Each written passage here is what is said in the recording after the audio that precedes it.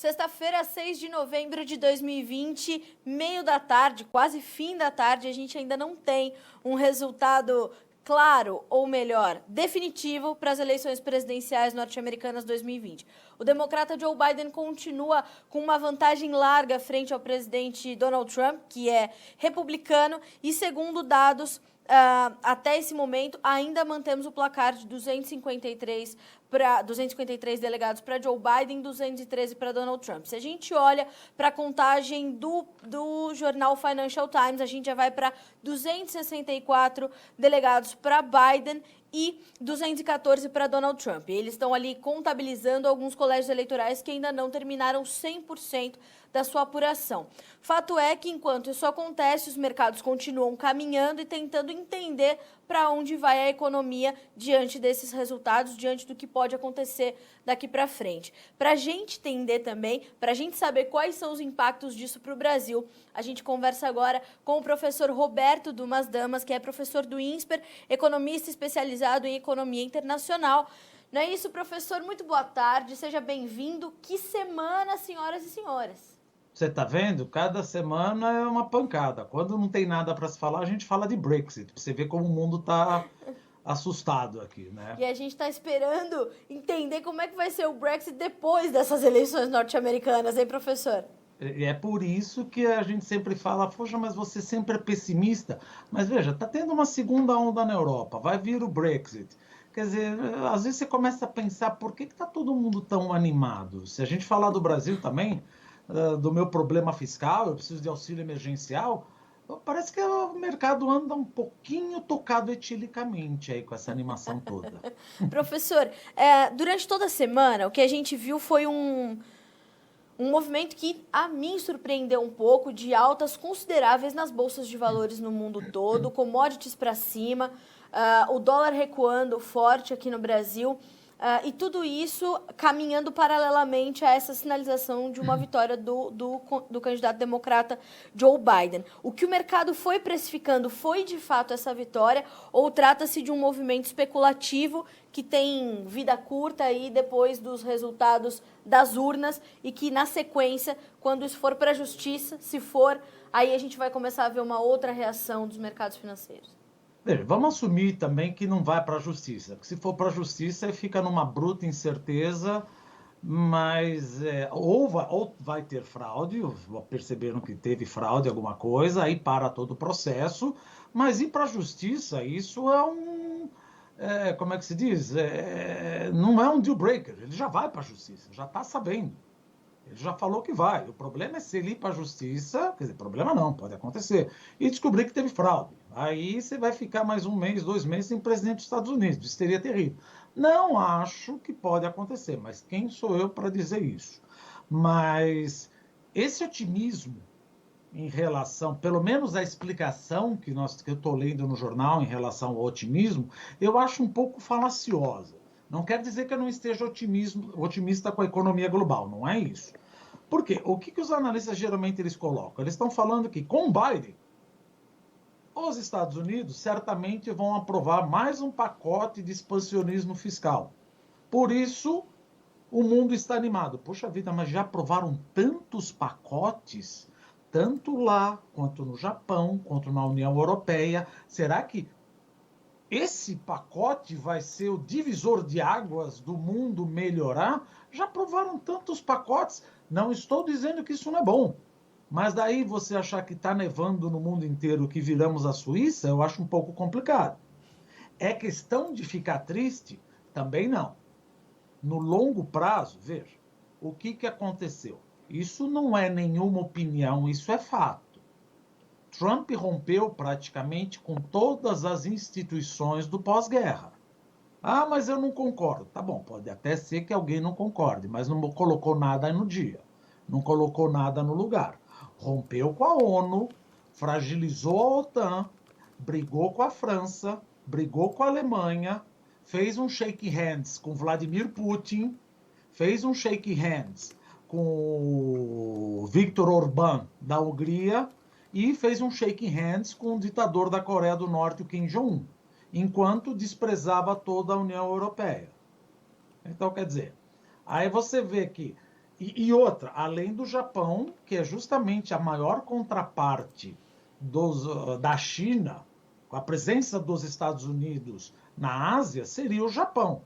E ele já falou, olha, você tem que pagar para eu te proteger. Não, espera um pouquinho, você faz parte da OTAN, não é assim que você fala. Então, quando você acaba vendo essas coisas, você percebe que o melhor candidato para a Rússia era o Trump. Por quê? O Trump saiu do Afeganistão, a Rússia volta. O Trump sai do noroeste da Síria, deixa os curdos lá sozinhos, brigando com o ISIS, que talvez voltem, a Rússia vai e entra. O Trump sai de determinados lugares, não dá uma importância para a América Latina, apesar de achar que nós temos uma aliança, a China vem e vem para cá. Então, veja, o que está acontecendo é que, aparentemente, o Trump deixou um monte de bola quicando no chão, e o que ele está fazendo é a Rússia e a China great again. Aliás, vamos dizer, né? Em nenhum momento ele mentiu. Ele falou America first. Só que não deveria parar aí. O que ele quer dizer o que ele queria dizer, America first, e eu não estou nem aí para o resto do mundo. E não estava mesmo. Não estava mesmo. Agora, entrar o Biden, você já vê que ele vai querer reconstruir e entrar totalmente no engajamento mundial. Porque os Estados Unidos, ele perdeu o protagonismo do pós-guerra. Ele está dividindo bola com a Rússia. Ah, mas eu vou... Não, você está deixando espaços abertos. Então, por exemplo, outra. Eu não gosto da Organização Mundial da Saúde. Bom, aqui ninguém está falando que gosta ou não gosta. Mas sair da Organização Mundial da Saúde no meio de uma pandemia não é a posição do estadista. Eu vou deixar de financiar, não, mas ela é a favor da China. Sim, mas no meio da pandemia, ou seja, é essa a visão do estadista mesmo que eu estou entendendo. Então, cadê a diplomacia aí?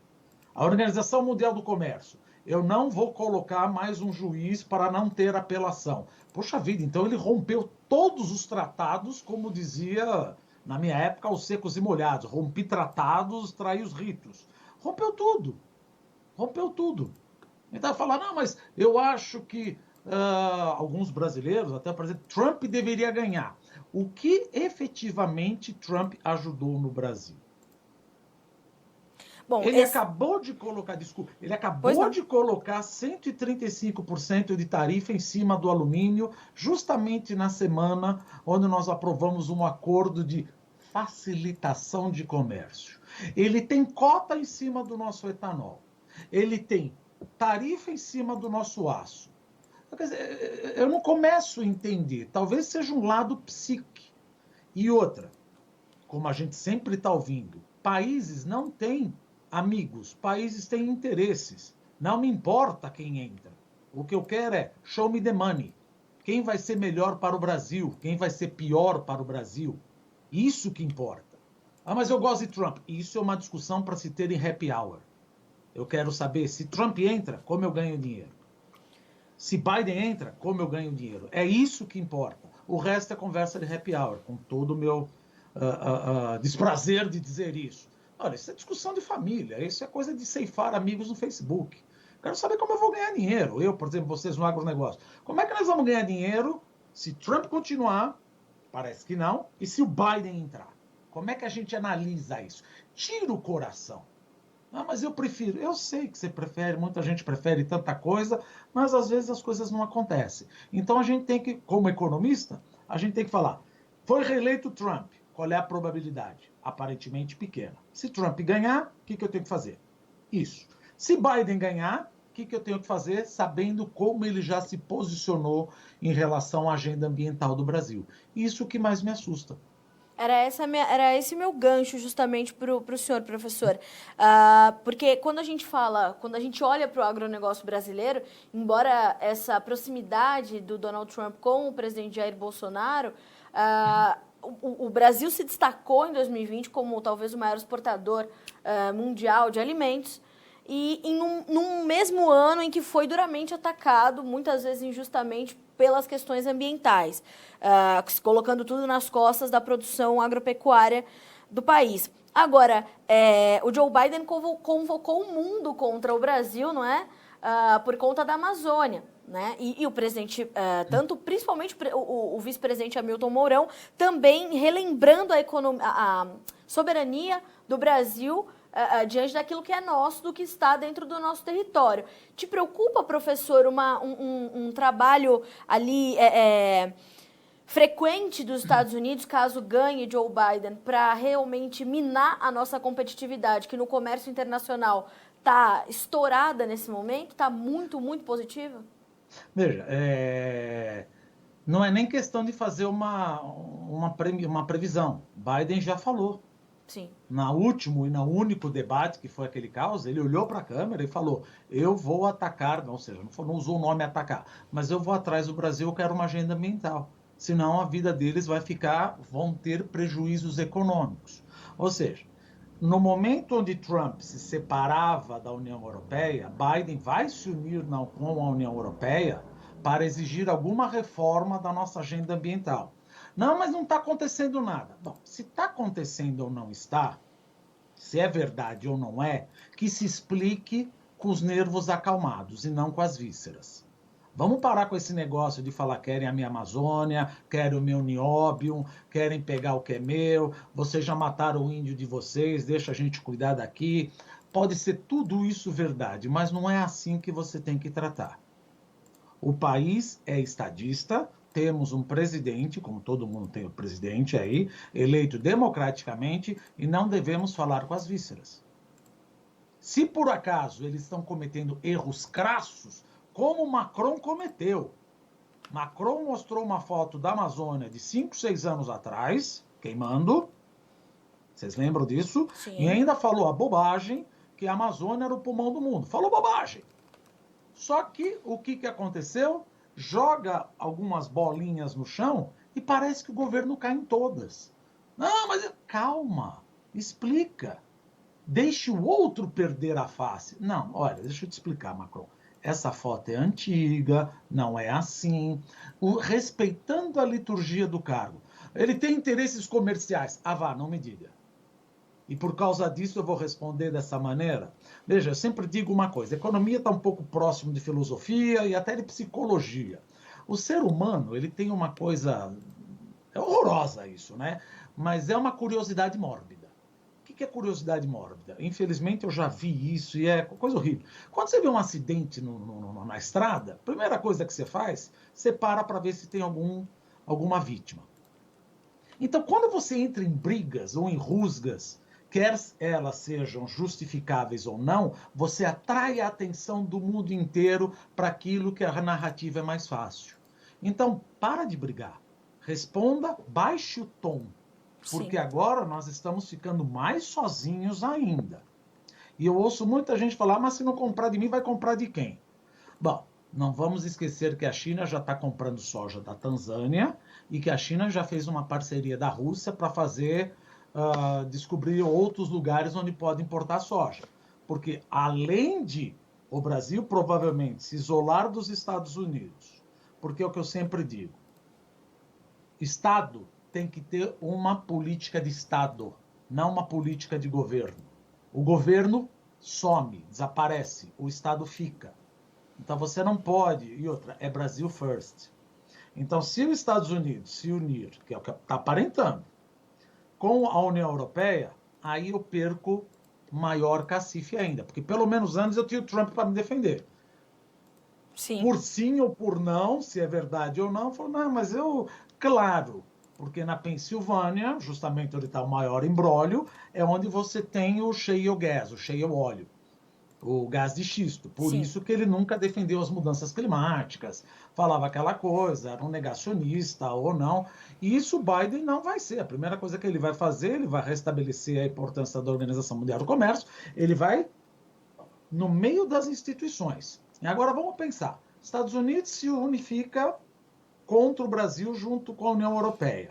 A China é uma coisa que a gente tem que olhar, é o meu maior consumidor. Sim, mas agora não tem coisa mais simpática e que atrai conversas em festas do que você falar mal da China.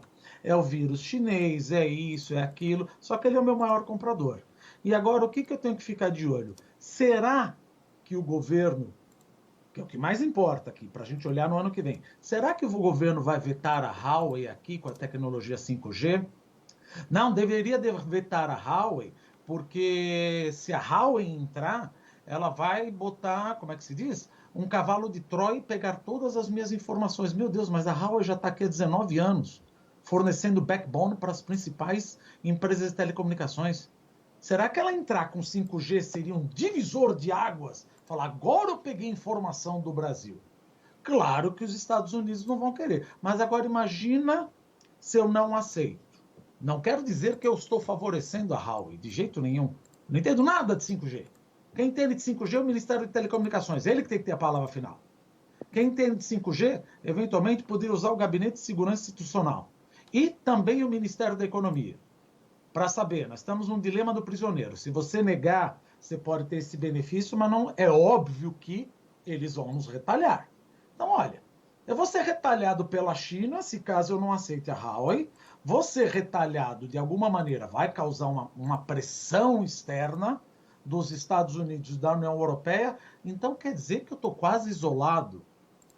Não, tem ainda a América Latina. Não, não todos, porque, como eu digo, não é para elogiar ninguém nem falar mal de ninguém. É aquela coisa que eu sempre digo, não, mas eu falo o que eu penso. Isso é uma bobagem, eu não falo o que eu penso nem para minha família. Você tem que ter a liturgia do cargo, não é para você falar ou apoiar, por exemplo, mesmo que na sua narrativa o Alfredo Stroessner não foi um ditador. Então você vai no Paraguai e fala bem do Stroessner. Depois vai até o Chile e fala bem do Pinochet. Puxa vida, eu estou sozinho. Quem mais falta eu falar mal? Eu estou brigando com todo mundo. E aí fala, bom, então agora o que eu quero dizer? A gente cai em todas as armadilhas comerciais que o mundo coloca na gente. Não é para cair nessas armadilhas. E alguém que pode estar nos ouvindo e falar, eu discordo, a Amazônia não está queimando, o agribusiness... Tá bom, eu também concordo. Então não falemos com as vísceras. Tragam eles aqui e vamos fazer um enorme roadshow e mostrar por A mais B que essa coisa que eles estão colocando nitidamente é um interesse comercial. Claro. Agora, ao brigar, você automaticamente dá um trigger da curiosidade mórbida. Aí você atrai todos os jornais e fala, olha lá, ó, veja, vamos lá.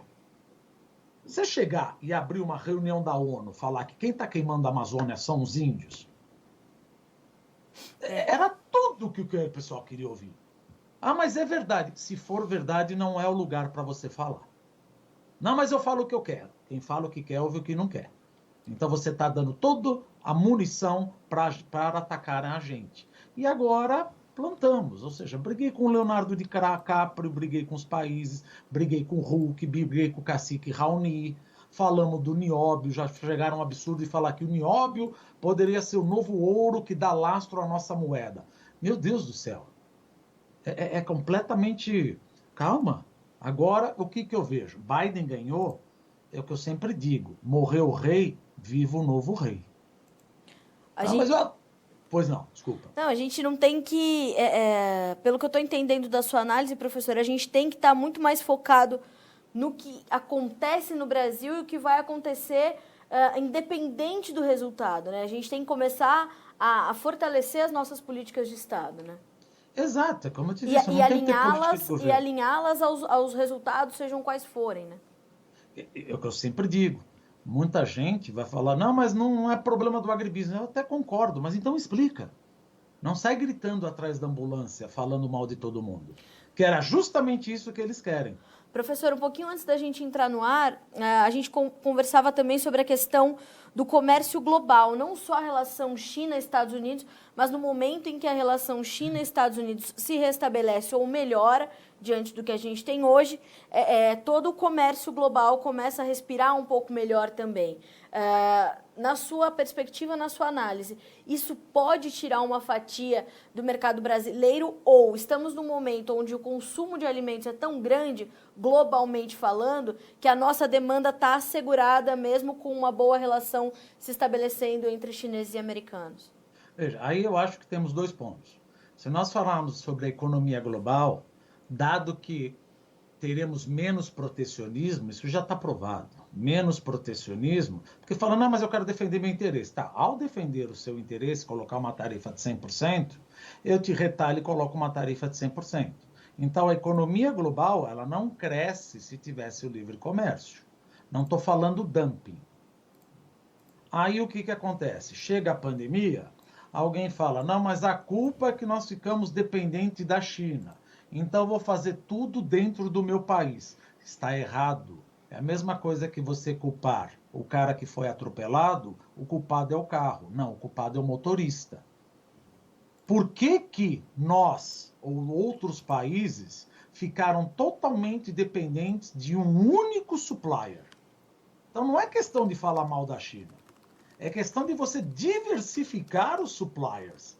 Então, veja, qualquer administrador financeiro, se você vai fazer uma análise de crédito, por exemplo, trabalha em banco, fala, quem é teu fornecedor? Não, só tenho um fornecedor. A primeira coisa fala, sério mesmo? Você não diversifica? E aí a resposta de alguns países, o que eles dizem, bom, então já que não dá para depender de um, eu vou fazer tudo em casa. Também não, porque qualquer país pode estar sujeito a uma pandemia, a uma guerra civil, a uma intempérie, a um furacão. Então não é para fazer tudo em casa, é para diversificar a tua cadeia global. E o Biden vai restabelecer essa importância da cadeia global. Porque o que está acontecendo, parece que alguns países estão querendo voltar para a década de 70, como era no Brasil. Política de substituição de importações. Eu faço tudo aqui. Está errado. Está errado em qualquer lugar. Eu não sou bom em tudo. Assim como os Estados Unidos não são bons em tudo. Então não é mais fácil, falando do comércio global, eu comprar de alguém que faz melhor e mais barato e pegar o meu trabalhador e jogar em outro lugar. Não, mas aí você vai ocasionar a demissão de 170 mil trabalhadores. Como eu já disse, acho que aqui nesse canal, sim, mas eu vou ajudar 325 milhões de norte-americanos que vão comprar um produto mais barato. Economia é ajudar a maioria da população e não as minorias gritantes. Quem grita mais ganha mais. É por isso que existe todo esse protecionismo. A hora que você vê que acabou, diminuiu o protecionismo, a economia global ela fica mais saudável. Agora, em relação à China, engana-se, na minha opinião, que o Biden vai baixar o tom. Ele não vai baixar o tom. Por quê? Porque 70% da população norte-americana já tem um viés contrário ao gigante asiático. Só que o Biden vai ser diferente. É por isso que eu, conversando às vezes com alguns chineses, ele fala, olha, o Trump a gente já sabe. Ele dá aqueles estouros, ele solta no Twitter, ouvi de um chinês, aí a gente vai lá, compra 20 toneladas de soja, ele se acalma. O Biden não. O Biden já falou, eu quero ir por dentro do sistema e montar uma coalizão de países contra a China. Quer dizer, ele vai preparado e inteligente, não vai atirando com uma metralhadora giratória. Ou seja, então falar por sim ou por não, a China levou... O que aconteceu? Quem quiser dar uma olhada, dá uma olhada o que mudou no déficit comercial dos Estados Unidos com a China. Continua a mesma coisa desde 2017. Sim. Mudou alguma coisa? Você causou um bruta de um problema, agora o Biden ele vai mais assertivo. Então os chineses têm mais medo do Biden. Muita gente pode falar, não, mas o Trump vai, quer, prende e arrebenta. Sim, mas o que interessava para o Trump é simplesmente a balança comercial. E nada mais. E nada mais. Me compra um pouco de soja que eu fico na minha. Agora o Biden não, o Biden sabe, olha, os chineses pegam propriedade intelectual. Eu quero ir na Organização Mundial do Comércio, que nunca deu direito, falar, que negócio é esse de propriedade intelectual? E outra, quando a gente fala propriedade intelectual, Beijing sabe disso. Está no acordo fase 1 de janeiro de 2020. Só que no governo da China, as coisas, apesar de ser unificado, centralizado em Beijing, de fato é descentralizado. Quem manda, no final das contas, são os governadores das províncias. Então, os governadores das províncias, eles podem fechar os olhos a qualquer roubo de propriedade intelectual, coisa que Beijing não gostaria que você fizesse. Sim, mas é que é um país continental, e aqui mando eu. Ou seja, eu interpreto a lei como me convém. Não é Liechtenstein ou Tuvalu, onde... Veja, são 23 províncias, vários counties e eles interpretam como eles querem. Então, eu não vejo tanto... ou seja, aparentemente o que eu vejo, falando até com o Genésio, que eu já falei, o receio maior é Biden. Porque ele vai mais inteligente, ou como que a gente diz, ele vai na veia. Sim. Ele vai no pé. Ele não sai atacando, olha, meu comércio. Ele vai vai nos pormenores, né, professor? Vai nas ele vai brechas. de acordo com o sistema. Ele pode fazer uma bruta aliança com a União Europeia e falar, vamos bater na China? Sim. Agora, os Estados Unidos ia sozinho. Sim. Até poderia fazer a aliança com a União Europeia fosse outro discurso, outra retórica, né, professor? Olha, vamos entrar na ONU com uma discussão, Estados Unidos, União Europeia, falar do problema da propriedade intelectual. Ao invés de sair em bravatas e falar, vou botar mais 10% em cima de 100 bilhões. Cara, eu compro 20 bi de soja de você, você para de me irritar. Agora, imagina um discurso ou uma conferência em Aspen para discutir o Intellectual Property Rights da China, com todos os países. Vai ter que ser mais ou menos uns 6 meses de conferência, hein, professor? Não, mas vamos lá, ou seja, vamos direto agora. Claro. E pro Twitter, como é que você acha que o Xi Jinping... Vamos pensar, que nem eu falo, psicologia. A hora que o Xi Jinping lê o Twitter, a China não respeita o Intellectual Property Right. I couldn't care less. Agora, se você montar um negócio desses, aí a China começa a ficar com medo.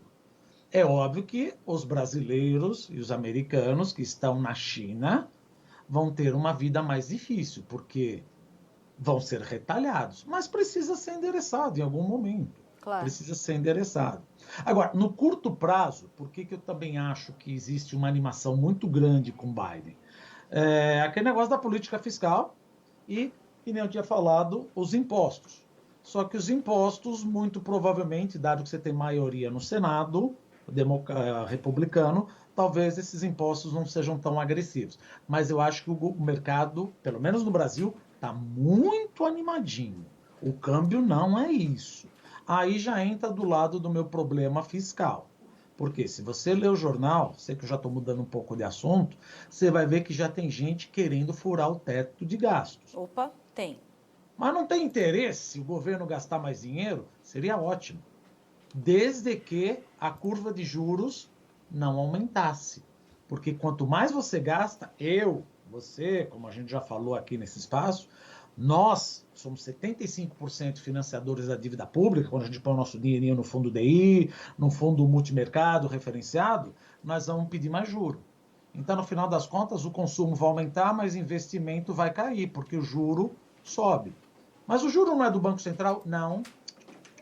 O Banco Central manda no juro de um ano. 2, 3, 4, 5, 6, 7, 8, 9, 10, quem manda somos nós. E por incrível que pareça, alguém pode falar, a taxa de juros está 2% no Brasil. Sim, mas para 10 anos está 8,20. E outra, 41% da minha dívida pública é LFT, letra financeira do Tesouro, que é atrelada à Selic. E o Tesouro não está conseguindo jogar a LFT no mercado. Nós não queremos mais comprar LFT. Porque então, o que ele faz? Com taxa baixíssima de juros. 2% não cobre o risco fiscal. Claro. Por quê? Nós nunca demos calote. Sério mesmo? Na década de 70 eu não monetizei toda a minha dívida pública. Na década de 80 eu não monetizei toda a minha dívida pública. Até 93, sabe quanto foi a inflação de 80 a 1994? 13 trilhões de por cento. Se isso não é calote, eu não sei o que é. Então, eu tenho medo. Nós temos medo do risco fiscal. Aqui não é Estados Unidos, aqui não é Japão, que nunca deram calote. Então, o que o Tesouro está fazendo? Como ele não consegue colocar LFT, ele está colocando LTN, letra do Tesouro Nacional, e nota do Tesouro Nacional Série B, indexada ao IPCA. Só que esses títulos, eles têm um prazo de maturação menor. Então, está piorando a dinâmica da dívida pública. Aonde que eu quero chegar? Mais cedo ou mais tarde, em meio à recessão, o Banco Central vai ter que subir a Selic. Sim. Porque nós estamos numa dominância fiscal. Olha que horror. Puxa vida, mas o país cai 5% e no ano que vem o Banco Central vai subir a Selic? Ele vai ter que subir a Selic. Porque senão, o que acontece? Eu não compro LFT, me assusto, fujo, vou para dólar, aumenta o preço de alimento, aumenta a inflação, então mais cedo ou mais tarde a Selic vai subir por causa do problema fiscal. E outra, não é uma análise. Campos Neto já falou, olha, eu sou passageiro aqui, viu? O motorista é a política fiscal. Ele já falou. Inclusive, saiu hoje a notícia da inflação, né, professor, de que é a mais alta em 18 anos, para outubro, que com o peso do preço dos alimentos e também das passagens aéreas. Então, quer dizer, a gente não pode descuidar do que vem por aí, principalmente dentro do nosso próprio país, né, professor, que a gente está precisando alinhar aí algumas políticas para garantir que a gente possa continuar, pelo menos, num caminho claro para seguir. Porque já bastam as nebulosidades e as incertezas que a gente tem no cenário internacional, né? E veja, nós temos 1 mês e meio só. E agora tem eleição municipal. Sim. E outra, quem lê o jornal hoje, eu não sei qual foi o jornal, já estão falando, olha, provavelmente se a gente tiver uma segunda onda de Covid, o auxílio emergencial vai ter que ser estendido. Eu acho ótimo, mas eu vou cobrar mais juro. Sim. Eu vou cobrar mais juro. Sim. E ao cobrar mais juro, a gente sabe, o banco não faz, ele não determina o spread bancário pela Selic. Se eu quero dinheiro por 5, 6 anos, você imagina, pode pular de 8% para 12% em 10 anos. O Banco Central pode fazer alguma coisa? Não, quem manda na curva, prioritariamente, sou eu. Quer dizer, nós, investidores. Ele manda, é óbvio, quando ele mexe num ano, a tendência seria que toda a curva mexesse. Mas mesmo que ele fique parado, isso me assusta e eu dou, como a gente fala, uma estipada, inclino mais a curva de juros. Curva de juros que é juros por prazo. Então ela está cada vez mais inclinada, cada vez mais estipa. E isso não é bom para investimento, não é bom para consumo. Não é que existe alguém malvado, algum sete peles no Tesouro ou no governo, que não queira aprovar o auxílio emergencial. Só que ao aprovar o auxílio emergencial, a gente está vendo que alguma coisa que era para ser emergencial e transitória vai ser perene. Então você vai gastar mais dinheiro e não tem. E o próprio ministro Paulo Guedes já havia sinalizado isso no começo dessa conversa, né, professor, que não podia ser perene, de fato. Se posicionou de forma muito contundente sobre essa questão do teto dos gastos e ele enfrentou, inclusive, algumas reações, né? Veja, eu vejo que às vezes o governo fala, bom, tudo bem, já que vocês não gostaram das minhas ideias, eu quero que os economistas me deem ideias. Está cheio de ideia. Está cheio de ideia para você fazer. Só que você precisa ter uma ideia para respeitar o teto de gastos, significa o quê? Eu não posso gastar mais do que eu gastei em 2019, indexado à inflação de 2019 e 2020. Esquece 2020 porque foi orçamento de guerra. Então, eu não posso gastar mais do que 4% do que eu gastei em 2019. E se eu quiser gastar? O teto de gastos fala o seguinte, você pode gastar, mas tem que cortar do outro lado. E o que o ministro falou? Vamos cortar, então, o abono salarial, que é praticamente o 14º salário de quem ganha 2 salários. Bolsonaro vetou. Bom, então vamos mexer na benefício de prestação continuada. Bolsonaro vetou, porque isso vai prejudicar a popularidade dele. É óbvio, né? Aí já começaram as invenções. Bom, então vamos mexer no precatório. Isso é pedalada.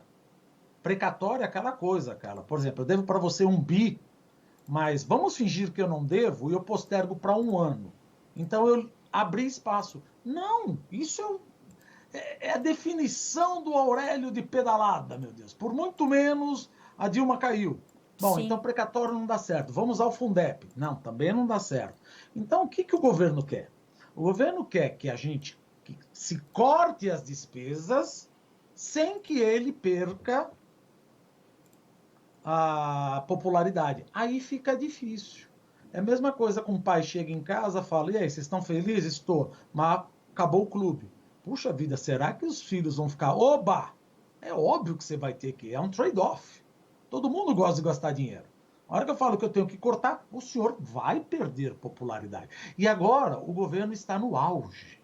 Ele está com uma popularidade de 40%, graças ao auxílio emergencial. Olha o risco de querermos fazer o auxílio emergencial furando o teto do gasto. Sim. Pode fazer, mas nós, investidores, vamos estipar o juro. No final, é uma coisa em economia que chama crowding out effect, efeito deslocamento. Consumo pode querer ir para frente, mas dado que a taxa de juros aumentou por causa do risco fiscal, investimento cai. Então, uma turbina quer ir para frente, outra turbina quer ir para trás. Não vai dar certo. Como eu digo, não é um sete pele, um capeta que está no tesouro que quer fazer o mal. Fazer bem é bom, todo mundo gosta, é bacana fazer o bem. Só que vai ter consequências, infelizmente. Cortar na carne é dolorido, professor, e a gente já sabia que isso ia ter que acontecer. O próprio Paulo Guedes falou isso antes do Bolsonaro ser eleito. Falou, não estou indo para ser bonzinho, vou ter que me posicionar. Mas você sabe, cara, é aquela coisa, por exemplo, quando você vai numa festa, toma 2 taças de Prosecco, você se sente, desculpa falar, sexy. Então, o governo está assim. Eu aprovei o auxílio emergencial, estou com uma bruta popularidade. Você está querendo que eu vá embora agora da festa? Aham. Agora é hora de ir embora da festa, infelizmente. Sim. Paciência. Porque a gente sabe que depois do segundo dose de Prosecco, você fica louco e aí o negócio vai embora. Você vai estar dançando Moonwalker na pista de dança daqui meia hora. Ou seja, sim. A gente não tem credibilidade. Não é questão de culpa esse, culpa aquele.